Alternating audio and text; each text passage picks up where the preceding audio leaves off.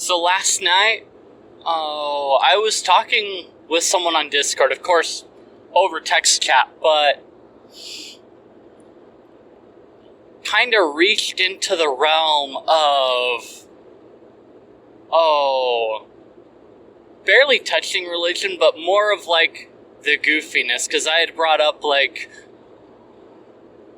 someone had brought up it would just be better if California separated and blah blah blah, and I'm like, according to Mormon lore, California gets the Atlantis treatment.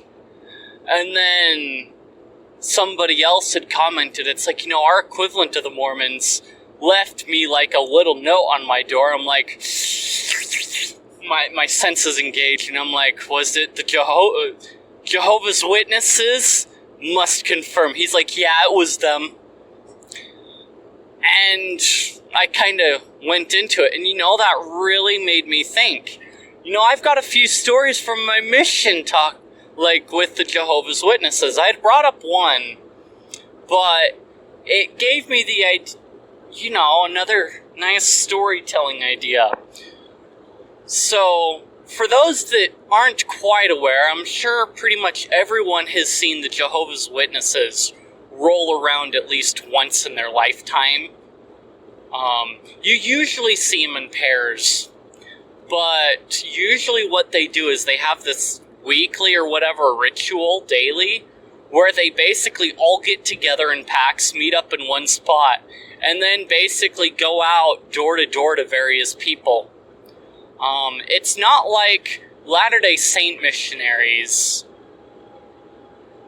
who, basically for 2 years volunteer to go somewhere else for a little bit and, live away from their family and basically kind of do sort of the same deal that they do, but different in a lot of ways. Because as missionaries, you're dedicated to what you do 24/7 for that 2 years. Whereas Jehovah's Witnesses have their life in between. And I mean, they'll brag, it's like, well, I just do it once a week every so often. It's like, well, don't you serve the people in your congregation a little bit more than that? But that's getting off topic. Anyway, so what's interesting is sometimes as a Latter-day Saint missionary, you'll run into them, and you have varying degrees of how they are. And, I mean, there are a lot of them that are very, very pleasant. And then you get some of them that aren't quite so much. So kind of the first one that I really had run into is we'd knocked someone's door. And it's like, yeah, we're the missionaries of the Church of Jesus Christ of Latter-day Saints, and we have a message, and the dude's like, I'm a Jehovah's Witness, and blah, blah, blah, blah, blah. Like, you get those really militant ones, and it's like, wow, someone woke up on the wrong side of the bed today, or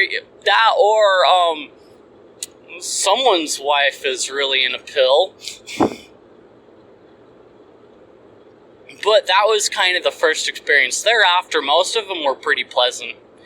So the one that story that I had mentioned to the guy on Discord. So I was in this one area, and so as missionaries, for those that don't know, you've got 1 day a week called P-Day, Preparation Day. And basically that's kind of the day you take to kind of do your laundry, clean up the things that aren't don't take 5 minutes to clean up and take care of. And so you kind of do those general things. You go shopping for food for the week and things like that. And kind of take care of those other necessities. When I was on my mission, it was basically also the day that we emailed home. Whereas now they've kind of got a bit more leeway with communicating back home and with family. which is nice, and it's different. But, so we had this one laundromat that we would go to, and there was always something from the Jehovah's Witnesses, some pamphlets or something on top of a washer. So you've got, like, their Watchtower and a couple of their other magazines. I can't remember what the other one was called. But, and they had them in, of course, being LA, it was usually both English and Spanish. So it's like you had Watchtower and Atalaya kind of hanging out there, which is Watchtower in Spanish, you know.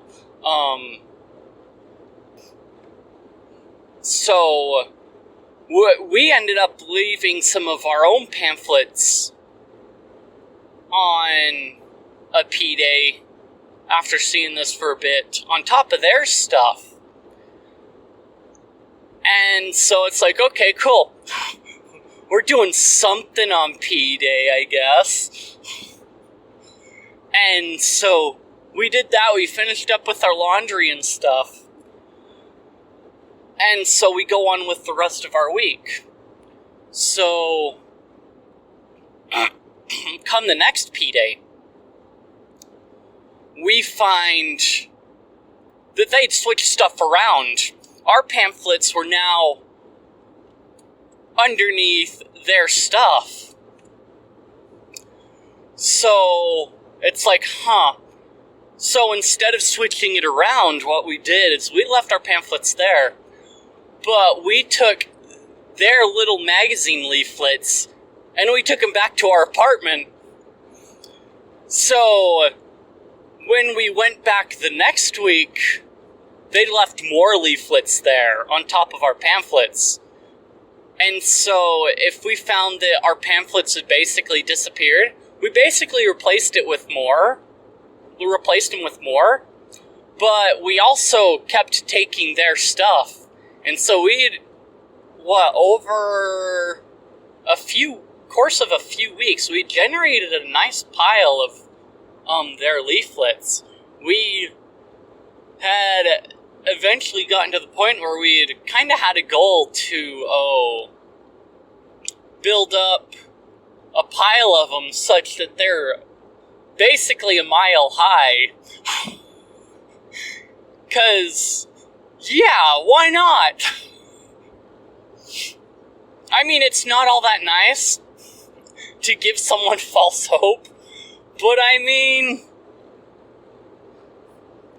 you know, it's a better way to have a holy war than otherwise. So, let's see.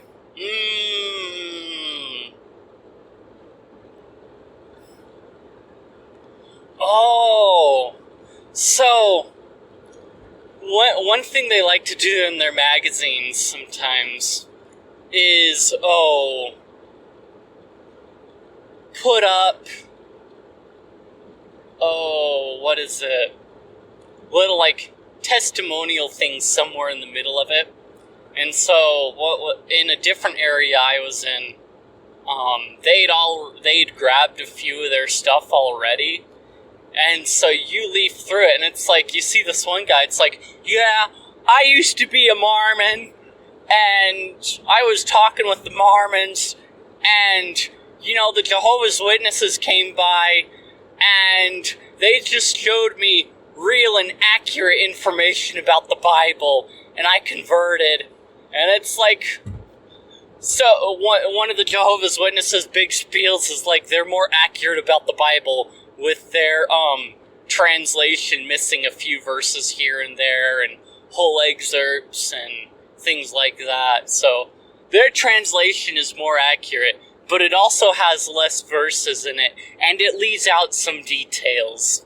So, you know, and it follows the same structure. So you literally go through, I've got one of their Bibles, and you can sit there and leaf through some parts here and there, and you've got a verse number, but a dash with no text. So they left out, like, complete verses and text in places. And they've got one section where they left out, like, 13 verses out of a chapter. Like, what? And then also they've gone through and replaced some places where it says Lord with Jehovah, of course. So, you know, it's... That's their spiel, is Jehovah God and that whole thing. So, one thing I remember at one point, it was the last area I was in. We were walking around, and this guy spots us. He's like, "Hey, guys," and we'd stopped to talk with him, because, you know, that's what we do. And apparently he was busy doing his laundry at the same time. And it turns out he was a Jehovah's Witness, you know? And, well, I think just the day before, he'd out been doing his own preaching. And he didn't have his Bible on him or anything. Obviously, he's, like, doing his laundry, and he's been at home, and he's walking around with his daughter, basically, doing laundry. So we kind of get talking, and he's like, "Yeah, I can show you, like, it in the Bible and stuff like that." And so we go back and forth. And so for quite a while, the church had had a small set of scriptures for servicemen. They had a red cover, so I have a copy of the Book of Mormon with the red cover instead of the iconic blue cover. And so these are like paperback, faux leathery covery type bound set books as a set that they designed for servicemen because they're rather portable, and all they had in it was basically the New Testament, Book of Mormon, Doctrine and Covenants, Pearl of Great Price, and then one other booklet with like select hymns and whatnot in it, so that servicemen had something to work with while they're overseas. And I happen to have this on me because that's what I carried around for English whenever we used it, because we were in a Spanish area. So it doesn't have an Old Testament, so he's like, "Pull out one of your Bibles," and I pull that out, and he's like looking at it, and we use the King James translation. They have, of course, Jehovah's Witnesses have their own little New World translation. And so he goes through it, and as he's reading it, he's like going through it, and then he's like, "Oh, by the way, I'm reading it as the way I see it, basically how they would translate it my way." And it's like, okay, yeah, that makes a lot of sense. Maybe you should learn another translation sometime. But he's sitting there going through, so we're talking back and forth, and, well, he's mostly talking. We're going,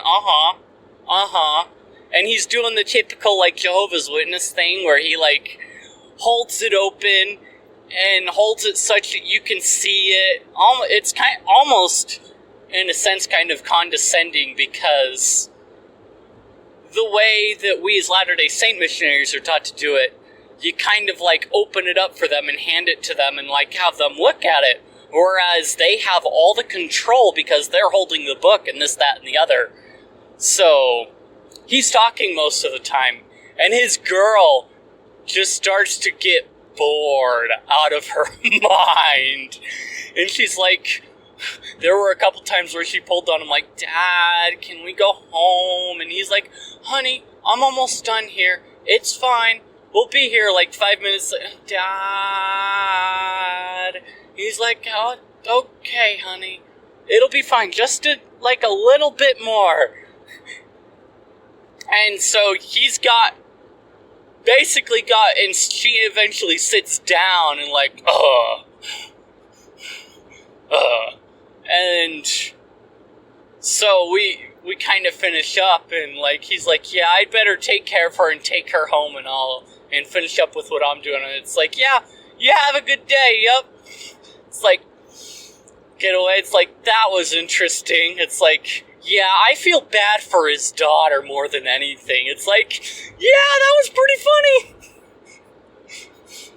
So, in many, they are just an interesting pack of people. So, one last one. It's not quite Jehovah's Witnesses, but this was on the way to our dinner appointment, literally like outside, right where they live. So we were heading to our dinner appointment, and it's like, well, we got an extra like 10 minutes. You know, let's just walk around and talk to a few people before we bother them for our dinner appointment. And it's like, okay, yeah, cool. So we go around and we run into this one guy with his mom. And we stop and talk to him, and it's like, hey, how are you? And the normal spiel. And he's like, yeah, well, the Bible, he basically goes into bashing mode. And so this is all in Spanish, and his mom is right there with him, like, okay, yeah. And like, after like 2 minutes, she's like, yeah, I'm done with this. This is gonna take a while. And so she's like, give me the keys. I'm gonna go home. He hands her it off, and she just leaves because she doesn't want to deal with it because she knows where this is going. And so he's sitting there going back and forth. My companion is still in the same area as the last Jehovah's Witness, actually. So we're sitting there going back and forth, and I'm kind of holding my ground, and it's like, you know, really, I'm sitting there like, I can't force you or anything, but like, this is really where I stand, and he's just having none of it. He just wants me to fight with him, and I'm just like, no, that's fine. You know, this is just where I stand. And he's just like, yeah. And my companion, I guess, underneath was like, yeah. And so,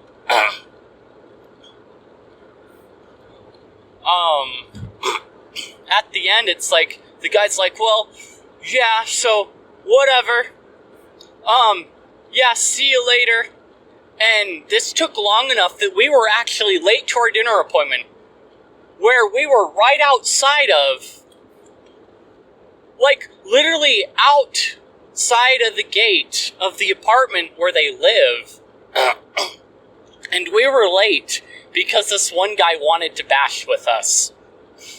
I'm like, dude, dinner! My companion was like, dinner, no! Because in the Spanish, ward area, dinner is basically like a very holy and sacred thing. It's very important. But, yeah, so it was kind of disappointing to be late, but it was kind of funny. But it doesn't end there. It just doesn't end there. So, as missionaries, what we do is it's kind of broken up into various levels. I think I've mentioned this before. But, so you go on what we call splits. And so what that allows, basically what happens is a district leader basically goes with the other missionaries in his district to kind of see how they're doing and to kind of give them ideas on how they can improve the way that they're working. So this one particular day on splits, I'm in the district leader's area, and we're walking down the road kind of towards the end of the day, and as we're walking, there's like this one lone person, like one or two people there. And, like, we turn and say hi, and, like, that's it. Well, turn and say hi, and the guy turns back. And lo and freaking behold, it's the same dude that wanted to bash with me and made me late to a dinner appointment. So my district leader is like, yeah, we're the missionaries of the Church of Jesus Christ of Latter-day Saints, and this, that, and the other, commonly called Mormons. Have you heard of us? And the guy puts on the dumbest shit-faced look to play dumb. Pardon my language, but, and farmer boy language, let's go with that, okay? And he just, like, no, he plays dumb the whole time. No, well, what about this? And he's looking over at me while we're walking down the road, and my district leader and him are, like, talking, and I'm just, like, not saying a word, like, this guy again. That's all. I'm like, I am not dealing with this again. And it's like, he's sitting there like, well, what about this? And the Bible says this, that, and the other, and blah, blah, blah, blah, blah. And it's like, well, yeah, well, nah, back and forth. And it's like, well, okay, you have a good day. Okay, good day. Yeah, the guy the whole time was kind of eyeballing me like, you're not going to say anything. Like he wanted me to join in. And at the end of the day, when we're kind of in, like, the planning time, because that's what you do at the end of the day, is kind of planning for the next day and, like, reviewing the day and how things went. I'm sitting there like, you realize that we ran into that guy and he bashed with me the whole time, like, and made us late to a dinner appointment. My district leader's like, really? Yeah, he played dumb for you. He's like, wow. I was wondering why you weren't saying anything, because you got a pretty good handle on the Bible and things like that, and that's all he wanted to talk about. I'm like, yeah, that's why. Because, we'd already been through that spiel already, and I wasn't having another fight. I wasn't going to deal with that, because I'd already denied him one, like, back and forth word fight already. And he wanted to see if I'd do another. So, yeah, that guy, like, you get a few more people that are exciting like that. Like, one gal, oh my goodness, last area too. I mean, a lot happens in that last area, like, and I was like, what? Oh, I was less than a month away from, like, heading home too. So this lady, like, we're sitting there talking with someone, my companion's kind of, like, got the reins for the conversation, and this lady just, like, hauls across the street and comes up to me, and, like,